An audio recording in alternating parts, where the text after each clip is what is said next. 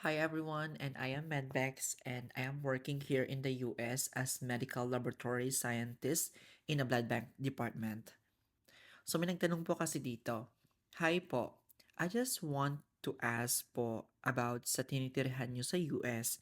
If andyan na po kayo po ba naghanap or iyong company po na nag-hire sa inyo? This is a frequently asked questions po, especially if you are moving here in the US. So let's answer that question. And I'm so sorry po if hindi po ako nakakapagsalita ng maayos. It's because para ako nagpa-botox ng installment. Yung kalahating mukha ko is hindi gumagana. Tapos yung kabila ko is merong expression.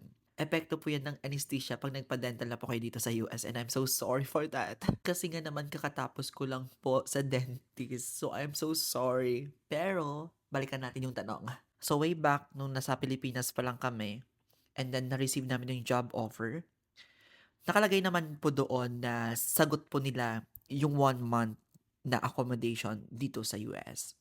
Yes po, yung company po namin yung nag-provide for 1 month na accommodation dito sa US. Then 3 weeks before nung flight namin papunta sa US, nagkaroon ng changes sa accommodation namin.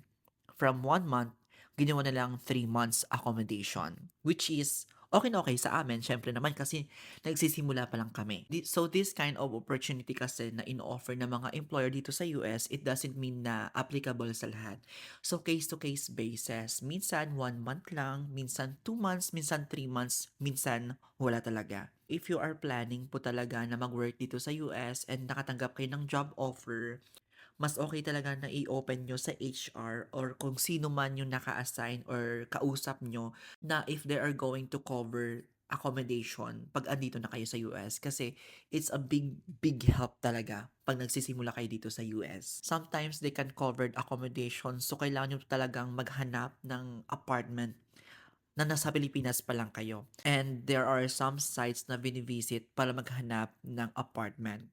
Especially if you're member sa Pinoy Medtech Abroad, andun po yung site kung saan kayo maghahanap ng mga apartment. Kailangan nyo lang talagang i-search yung mismong apartment site, how to find apartment, dun sa mismong group natin.